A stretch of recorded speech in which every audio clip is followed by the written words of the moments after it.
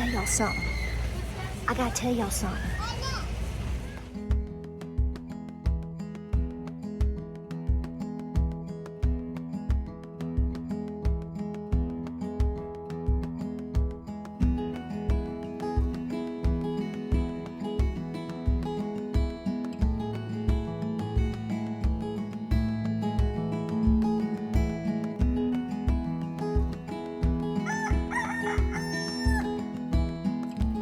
So hey guys, welcome to Appalachia's Homestead. Welcome back to the channel. Let's get up here away from the goosers so we can talk a little bit. I just got home from Costco. I was like, it was a sprint to Costco and back because I was I'm trying to get back now. So James and I are going to work out. Thunderstorms coming, and I was trying to beat all that crazy town school traffic. Amen. Hello. But give me a hug on this beautiful Wednesday. Although we are about to get a thunderstorm, hey, we'll take it. We are having a massive cool down coming in next week. Have you seen the weather that's coming next week after this weekend? So because of that, the guy that we're getting our buddy that we're getting the coonies from and our new buck, we are going to start going on Monday. He's in the middle of trying to prep his farm and bush hog and all that stuff before we start getting more rain and a massive cool down. So we've got our schedules together. So we are set, weather permitting, to go on Monday, and I'm getting 2 coonies. I'm so excited. So we're really looking forward to a lot of that. Everybody here on the farm is good. I'm debating putting some girls with Rip this week. That is the best buck ever. He smells so bad. I was at Costco and I've showered and everything today, and I thought, dude, what? They're going to think the hummus has gone bad or something because maybe it's me. Just kidding. But listen, I ran to Costco because there was a couple of things that I'm getting and adding into our routine and diet with all of the things that we are doing. And I have some videos coming up for you. First of all, I've not done the preliminary persimmon seed reading yet. That's next. I've got to do that in my Cherokee play. I'm just running. Miss Lou contacted me this morning. She said, will you send me the video of the play or when you get a chance? And I'm like, oh my gosh, I've got to edit that. So I've put Jesus, I have put James, I have put my health and my family and certain things that we're doing first. And I told y'all, and I want you to join me in selecting your priorities at least through Labor Day. You know why I said Labor Day? Because when we started this journey a couple of weeks ago, about a month ago, I don't even know the date, to be honest with you. I just set a date, and I'm like, we're going at least to Labor Day because that's going to be at least 30 days out for everybody. And you'll start forming new routines of, you hear that thunder? More rest, more sleep, more time with God, working out, whatever you can do to physically get up off the couch. Now, let me tell you what, I'm going to come at you real strong in this video. Because I want you to hug me. Because I am watching my own self. This isn't no brag. I'm watching you too. I am so proud of you. I had a spirit of righteous anger. I hear some deer over here. You might see one. I don't know. There's tons of them out right now. We're going to have a winter coming, I think. We'll see what the persimmons say. But so I've got videos coming up, and I'm going to talk about my pantry too. So I'm all over the place today. I'm squirreled and side goggling everything because I'm bringing it back to the main focus. Listen to me. I am so proud of you. If no one else on this planet is telling you this today, I have seen your emails. I am seeing your comments. You know who I am seeing make the biggest changes and support of everybody, people that are basically my parents' age and older. And they're giving their testimony about the things that they've been focusing on, the good decisions they're making, how they get up every day and they exercise, the cleaner eating, everything and above. And I'm witnessing myself. And this is why I'm pushing you so hard. When you set yourself in motion and you say, I'm laying down all this nonsense, and you better stick with it. I'm telling you, you better stick with it. And it might take you a good solid 30 days. You're going to see things change and transform within yourself. Not just developing shoulders. Can you believe that? I know, right? It's not major, but it's starting to kind of happen just a little bit. Folks, I have gone from several years ago weighing 164 pounds. I weigh 130 pounds today. I weigh 130 pounds is what exactly the scale said. When I started this journey, I was bouncing anywhere from 131 to 133. I'm not necessarily trying to lose weight. I'm trying to gain fitness. God's going to put you in the weight zone you're meant to be in if you are giving it your all. It may take time, but He's going to do it with you. And you're going to transform physically. You're going to transform emotionally. You're going to transform spiritually. You are going to transform mentally. Everything's going to happen to you emotionally. So let me just tell you, I'm just going to tell you right now. So you know about my previous video yesterday at the post office. And I didn't go to Costco because I was afraid I'd get caught up in all the traffic. So I ran back today real quick. And the first thing I did is when I walked in, there was a little old guy. They were around 80. It was a couple. They were precious. And he was walking up. And he had a Jesus is my Savior hat on. It was like right there. So I pulled the buggy for him and his wife, and I gave it to him. And he said, "We just love you Tennessee people." He doesn't talk like me. And I could hear an accent. And I said, "I'm sorry, what'd you say?" Oh, he said, first he said, "You love Jesus too?" I said, "Oh, I love my Jesus." And he said, "You Tennessee people," he said, "y'all are so sweet. We just love you." And I said, here I go in a conversation because that's all I do. I said, "Well, where are you from?" He said, "Michigan." And the little old gal, she was so sweet. She said, "We're transplants. We'll just go ahead and tell you." I said, "Well, we don't mind transplants." I said, "You're the good kind. We love you." And we went in together. And I said, "Don't you worry about that." I said, "My husband was born in Michigan." I said, he was raised here. I said, "But he was born in Michigan." I said, "So nothing wrong with that." And immediately, it was like I got confirmation. So you know about the video from yesterday, like I was saying, from a letter I got from that lady up in Michigan. And y'all need to pray for her, okay? Because she started clapping back at me this morning. And, ma'am, I'm not going to participate. I'm not going to participate, okay? And you started to trigger my emotions a little bit. And you know what I did? Bring that thunder. Yes, Lord, bring that thunder. I went to the mirror and I said, "How dare you? How dare you?" I wasn't talking to her. I wasn't talking about her. I was talking to myself. Because I said, "How dare you let someone that you've never met, doesn't know your middle name, never paid your bills, lives on the other side of the country." Ironically, Michigan, you got redeemed today. You got redeemed. Come at me like wildfire and try to make me discredit myself, doubt myself, question myself, and everything else in between. And you know what I did? Honey, I put the brakes on you. I put the brakes on you, and I rebuked you because I don't think you're acting in the spirit that represents that of Jesus. I don't. And I read your letter. I read the whole thing.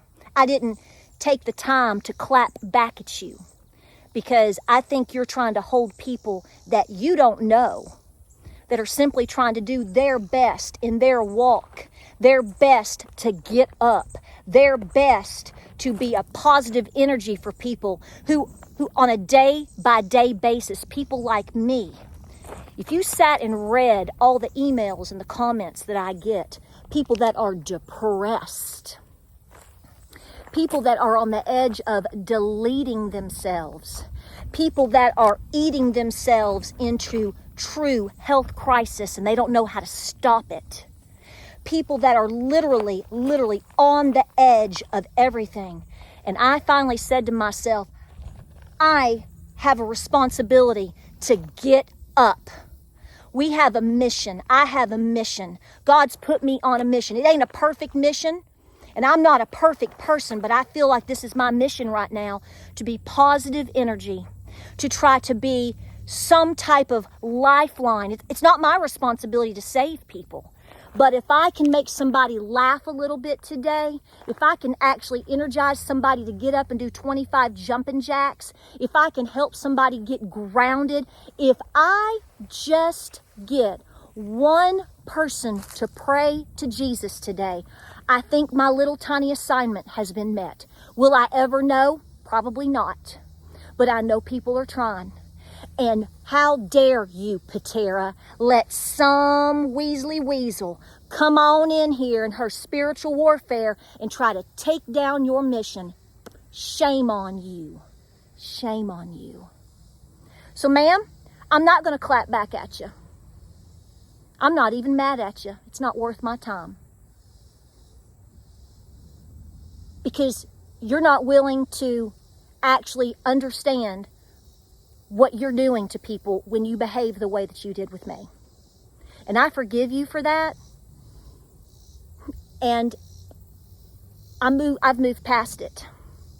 And honey, when I was going through, as soon as I got into Costco, I was like, I got to film this. You know, I couldn't believe it because I was thinking all this all the way. I had my motivational stuff on today. I was listening, there ain't no grave gonna hold my body down. I mean, I was revved up before I went into Costco to begin with.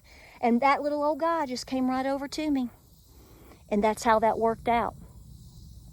So this isn't venom. This isn't hate. This is, folks, when you get up off the couch and you go, God created me in his image, and I have a mission. Who all depends on me? What am I supposed to be doing today? And you get, let me say it, let me say it, let me say it, let me say it right now with righteous anger. When you finally get pissed off at all the things that are happening to our people, not only globally, but in this country, and the things and the evil spirits and the demonic ways that are literally trying to take everybody down, and you realize if I'm not my best self, my entire family tree goes down. I rebuke that. I refuse that. And I'm going to get up today. You better come hard, because when I come back, I'm coming back like a spider monkey. I'm going to fight you like the last monkey on the ark, baby. You better bet the farm on it. Because I know who died for me, and I know my mission. When my husband, who is my rock, shaking. When my rock, the rock, my rock, he ain't your rock, he's my rock, says to me, I want to do this. I want to get better. But I need support. Let's do this together. You think I'm going to let you knock me off of that assignment? You got another thing coming. That might be a song from an 80s band that you may not approve of, but that is one good message. So today, when you hear little voices in your head saying, you know you can't do this, you better kick it in the teeth. You better get up. You got kids. You got grandkids. You got neighbors. You got community. They may not even be the best people on the planet. We all have issues with that. But they're watching you, and they're depending on you. And the second, the week, the mark, the 30 days in, you get up and by gosh, your waistline's getting a little trimmer. You've dropped 7 pounds on the scale. Your skin is starting to clear up a little bit. Is your hair growing? Are you sleeping without drugs to knock you out at night? Did you know you had a quad? When things start happening, because it's going to move that fast when you take control of it, you go hard. You're going to see it. There's going to be people like this that come up out of wherever to try to knock you off of your game, to get you to waste your day, to give up your time, to get you off of your mission. Because see, you're winning. You're winning, folks. Give yourself some grace. Have you lost 30 pounds in 30 days? Most people probably haven't. But have you lost 7? Can you breathe a little bit easier when you walk up and down in the neighborhood? Did you go up 10 pounds on the bench press like I did last week? I'm about to go up again. Small wins over time, and not that much time. You just got to keep going. I met a man who works at Costco. I hope he sees this video. He's lost 100 pounds. I don't know his exact age, sir, so I don't mean any disrespect, but I'm guessing you're somewhere in your mid-60s. He's lost 100 pounds. I said, how'd you do it? And the reason I've seen him before and we've talked, he's wonderful. They were out of cottage cheese. Well, they got it back in today, and he was telling me when to come back. That's one of the reasons I went back, because I'm eating cottage cheese like nobody's business, baby. High protein, okay? But he's lost 100 pounds. I said, how did you do it? He said, I went natural organic, and I started walking. He said, just as pure, whole foods, cut out the junk, just went for it, just did it. Got up one day and said, I'm doing this, and started walking. Has lost 100 pounds. I would have never guessed that man had another 100 pounds on his body. Unbelievable. So I see your stories, and I see your wins. But let me tell you, you people that are really, truly trying, and especially you people that are representing a relationship with Jesus, it's going to come out of the woodwork for you. I'm watching it happen with pastors. I'm watching it happen with friends. We've talked about this recently. And it's not always what you think is people that are, have horns coming out of their head. Oh no, they're religious people.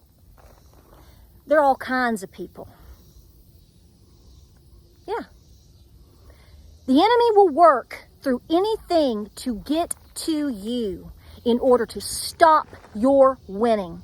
Because when you're winning and you start feeling good and you're a warrior for God and you're going to save your family tree, you can help your Nana better because you can lift if you need to. You can go get her groceries. You can do the things. I can get out here on the pace that I'm going. Yeah, I'll be out here in February or March milking goats. When everybody else is huddled in the cold, I'll be out here huffing it and milking, getting my raw milk. See, you're doing those things too. They don't want you to. So they got to knock you off your block now. The enemy moves and the enemy works in ways in which a lot of people don't even begin to imagine. They work through churches. They work through people in the church. Seriously. Pastors that represent the true founding relationship with the Lord Jesus Christ, who do not claim to be of any specific religion,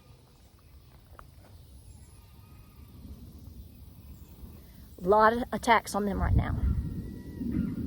A lot. So we're not alone. So expect it. And when it starts to rear up its head, you knock it down. No whammy, baby. We're not getting drawn in because we know the assignment. You know the assignment. And I love you. And I'm proud of you. And we're going to get those persimmons red. And we're going to get that Cherokee Eddie video up. And I'm going to talk about my pantry because a lot of you are asking about changes in diet. And what are you doing? We'll go over some of that in the next couple of days. And yeah, there's going to be changes in my pantry. And I'm thinking about that.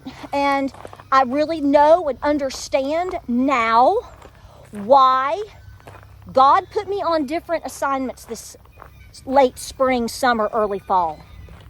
I see it now. We talked about that. I said, you're not going to know why you were told not to do this, and you're going to persecute yourself, and you're going to have questions and fear, and people are going to say, well, you're not this. You've been given a different assignment. All right, guys, it's coming now. I love you. No lightning. I know there's lightning probably over there. But listen, you keep going. Come here, I love you. I'm proud of you. Go the distance, guys, because Jesus has our back. I'll see you on the next video.